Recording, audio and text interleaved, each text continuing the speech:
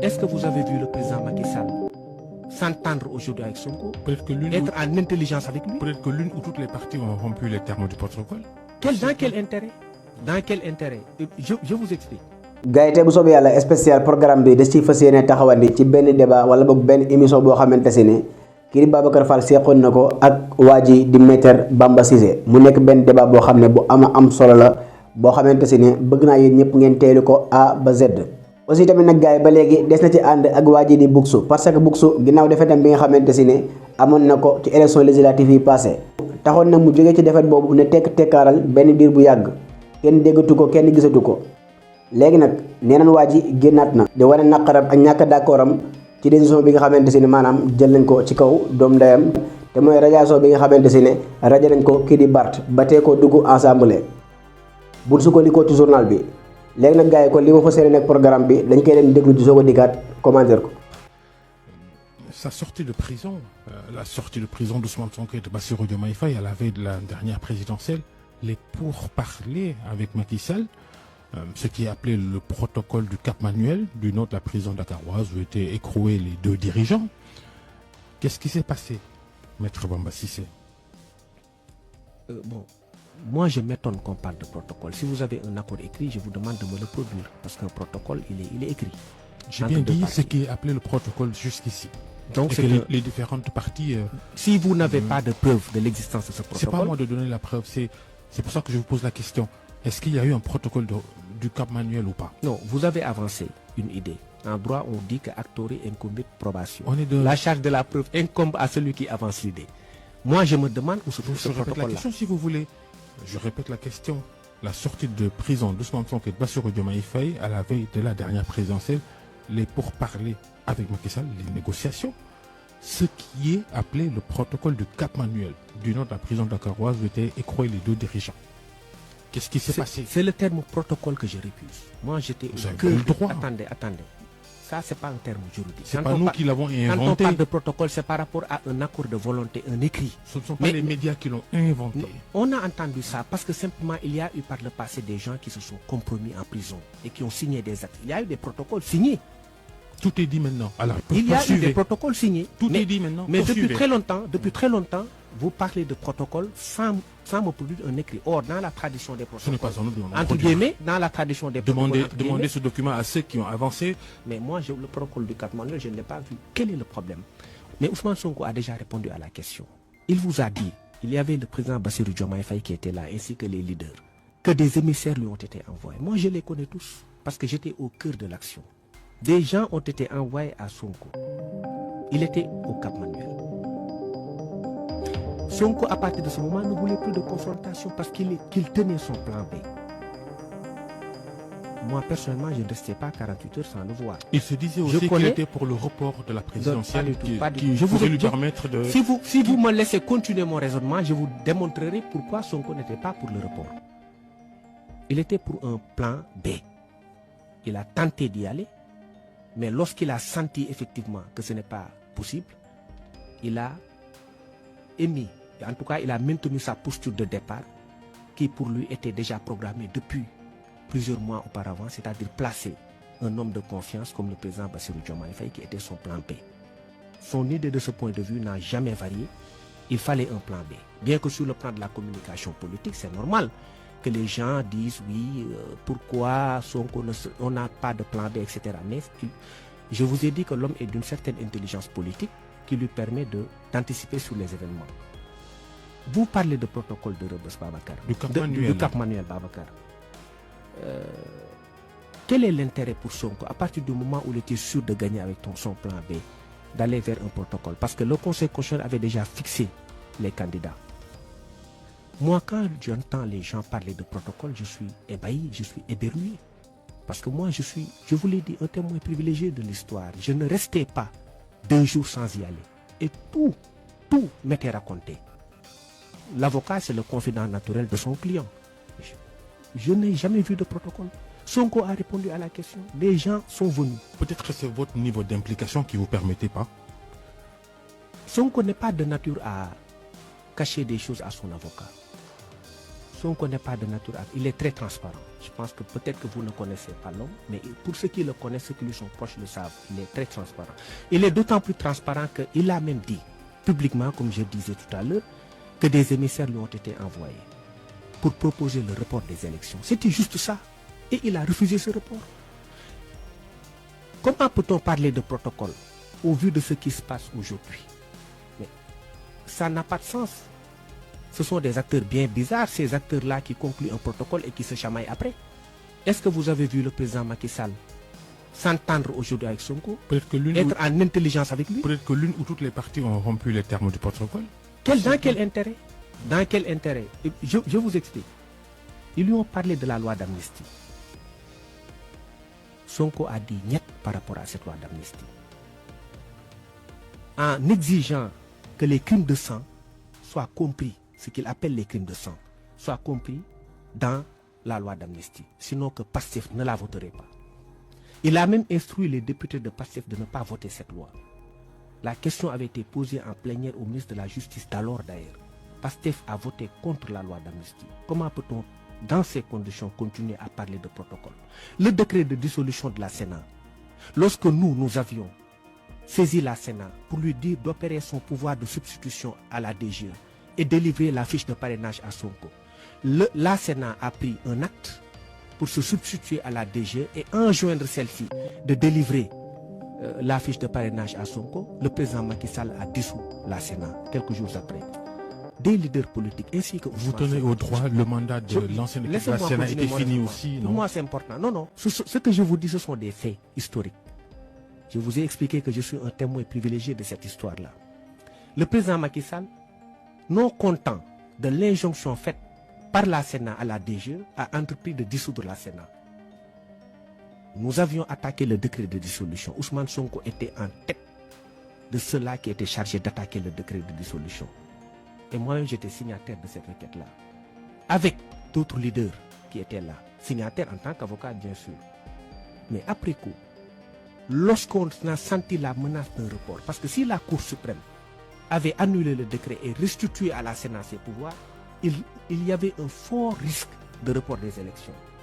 Il m'a moi-même chargé d'appeler tous les leaders, d'appeler Aïda Mbouch, Madame Aïda Mbouch, Aminata Touré, de les appeler tous pour leur demander de renoncer à ce recours-là. Comment peut-on dans ces conditions parler de protocole? L'autre élément, dites-moi quelle est la contrepartie obtenue par Sonko dans ces négociations dont vous parlez.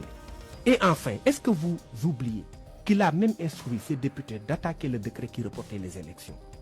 Et sur cette requête, le Conseil constitutionnel a annulé la décision de report des élections présidentielles. Comment encore, dans ce cas, peut-on parler de protocole? Et donc, c'est un ensemble d'éléments, c'est un chapelet d'éléments et d'argumentaires qui vous prouvent que Sonko n'était pas en intelligence, entre guillemets, avec l'ennemi.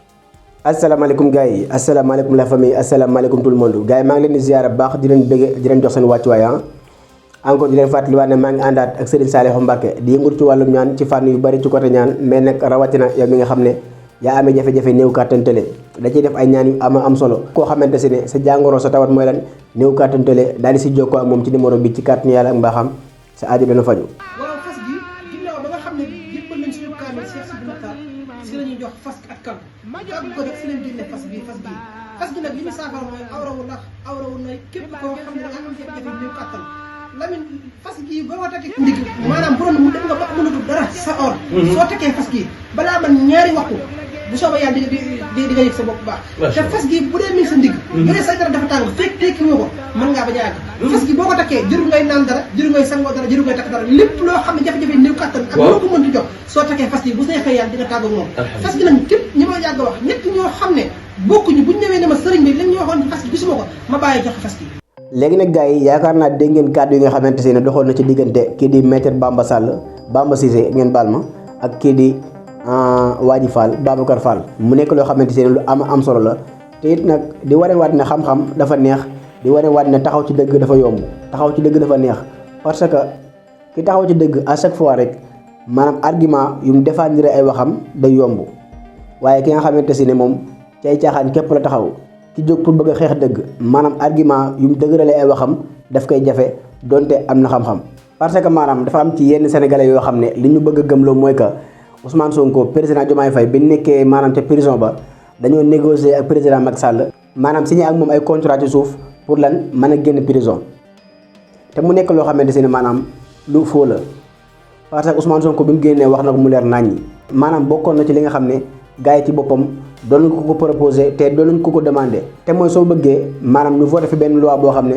loi d'amnistie lay tudd maanaam loi boo xam ne daf ñu mën a permettre lépp lu fi mas a jaar diggante 2021 ba 2024 ñu gas lépp daf ci kàmbu suul maasale ba léegi aussi tamit proposé woon ko ne ko bis boo bëggee maanaam élection yi date bi ñu ko jàpp ñu reporté ko dàq élection yi pour lan yow nga mën a génn prison bokkaat ci carte gi maanaam bokkaat ci élection yi quoi léegi pour ñoom Ousmane Sonko en tant que ku nekk prison te yàkkamtee génn yàkkamtee dem ci sa njaboot yàkkamtee am liberté pour ñoom buñ ko proposé daf koy accepter par la force ndax lan yàkkamtee génn prison waaye am na ñoo xamante si ne maanaam wéet gore wéetaliku gore même bu doon dee dañuy ànd ak seen ngor Ousmane Sonko bi mu génnee bokk na ci lim ñu wax ne moom ci loolu la d'accord mooy que man du ma nangoo génn prison tant que xale yi nga xam ne jàppoon nañ leen ngir man jàppoon nañ leen ngir ay manifestation dañ leen bàyyi ñu génn ma soo génn muy benn bokk na ci lim ñu wax mooy que moom du d'accord mukk di signé benn contrat boo xamante si ne benn loi boo xam ne day mën a tax bakkan yi deewoon ngir moom bakkan yi doon sacrifier seen bopp ngir moom ba xëy tëdd ci biir suuf du fi voté benn loi boo xam ne day mën a tax bakkan yooyu ñu fàtte leen mu mel ne dara mosu fee jaar jamais. aussi tamit nag bokk na ci lim ñu wax te ñun ñu gëm ko mooy que moom bëgg a bokkaat ci carte gi éliminé woon nañ ko ci kaw jaay doole ci kaw tooñaange maanaam moom bëgg a bokkaat ci langue gi du tax mukk mu ànd ak gars yi di salfaañe yoon pour lan mën a dabuwaat candidature am pour mën a bokkaat ci langue gi déedéet mu préféré moom comme que gars yi fakkastal nañ ko beneen candidature am mënta jàll. léegi nag comme que man bokkuma ci kaw tooñaange ci kaw jaay doole ci kaw injustice naa lan samp beneen candidat kooku dem mais man bëgg a bokkaat ci carte gi du ma jaral mukk ma ànd ak yéen ci lan salfaañe règlement yi nga xam ne moo ñu tënk. élection yi même bu fekkente ne dañ fay dem daal di ñàkk maanaam date bi ñu ko jàpp moom bu ko kenn annulé ndax sama candidature ñun de lii la ñu sëñ bi wax te gëm nañ ko parce que moom xam na ne gars yi ban koy tegal ay conditions naan ko mën ngaa bokkaat ci élection yi mën nañ laa génne prison xam na ne loolu yépp même moom bu ci d'accordul du tere gars yi def ko parce que xam na ne gars yi loi d'amnistie bi ñu ko bëgg a proposé maanaam ñoom dañ ko bëgg a jaarale foofu képp waaye xam na ne loi d'amnistie boobu 100% pour ñoom képp la xam na ne loi d'amnistie bi 100% ñoom ñoo ciy bénéficié wu léegi nag moom bëggoon a génn prison xooloon intérêt personnel am bu ko jàppoon ba tax moom mu voté loi boobu est-ce que lu nekk trahison boo xam ne am na ko ci askan bi ah kay kon nag yéen bu leen jëm di manipuler seen xel yi xam na ni mu demee de voilà. radiation wu Barthélémy Dias bi nga xamante ne daanaka xam nañ ne génnee nañ ko ci liste député yi ginnaaw bu mu amee li nga xam ne moo di condamnation définitive ci coow la nga xam ne moo doxoon ci diggante moom ak Ndiaga Diouf li xewoon ci mairie bu Sacré-Cœur moom Bougane Gueye Dany daal jàpp ne ki nga xamante ne mu ne la destitution de Barthélémy Dias de son siège de député à l'Assemblée nationale officialisée cette semaine continue de susciter une vive controverse au Sénégal. Acteur majeur de la politique et maire de Dakar, Dias voit son mandat interrompu, une situation que certains considèrent comme une fracture démocratique. Parmi les voix les plus critiques, celle du leader du mouvement Gëm Sa Bopp résonne avec insistance. moom Bougane Gueye Dany daal dafa jàpp ne génne googu nga xamante ne génnee nañ ko Barthélémy Dias ci fële nga xam ne moo di pencum ndaw réew ma di Assemblée nationale dafa jàpp ne mbirum politique képp moo ko daal di lal lu samay kàddu Bougane Gueye Dany njiital Gëm Sa Bopp moo ko daal di xamle. L'exclusive ñëw ak ñun ci radiation de Barthélémy Dias et l'article L34 Bougane Gueye Dany déterre des dossiers Adji Sarr et Mame Mbaye Niang. Bougane Gueye Dany daal jamono ji nanguwul benn yoon génne gi nga xamante ne génn nañ fa Barthélémy Dias fa la nga xamante ne moo di ca liste député ba tax mu daal di génnewaat dossier Adji Sarr ak Mame Mbaye Niang loolu dama ne justice impartiale et dénonce un traitement sélectif et partisan notamment dans les affaires du PM et du maire de Dakar ñun daal dafa jàpp ne mbirum parparloo moo am ci mbir moomule ba tax daal mu ngi woote ñu jël loi daal di koy teg ci dëgg te loi boo xamante ne du am benn parparloo te loi boo xamante ne daal ñëpp la fii daal di nekkal loolu la Bougane Gueye Dany wax ndax dafa jàpp ne daal mbir mi le mbirum politique da koo daal di rax. léegi nag gars yi man lii laa lire ci journal bi yaakaar naa maa ngi ko lire ci seenu Ahmed Aïdara bi waaye nag gisaguma fu Bougane Gueye Dany génne wax ko maanaam kon nag ci benn texte la ko bind posté ko waaye lu ci mën di nekk bu fekkente ne Bougane moo ko wax maanaam Bougane wax dëgg yàlla maanaam lii da ngay gën a xeebluwaat sa bopp rek da ngay gën a xeebluwaat sa bopp parce que lii ñàkk ba noppi ñànki lay tekki parce que Barth moom wax dëgg yàlla amul kenn ku war a mën a taxaw ne liñ ko daanee bànneexu bakkan la parce que li ko daan du bànneexu bakkan du waxi kasaw mais nag article la te article yooyu moom mooy li ñu tënk kon tey ji ak lu ci waaye man di wax xam nga ne Barth moom dañ koo daan léegi nag jafe-jafe yi nga xam ne di bu yàgg ba léegi topp na Barthélémy Dias man bokk na ci li ma ci jàngate mooy bakkanu doomu aadama dafa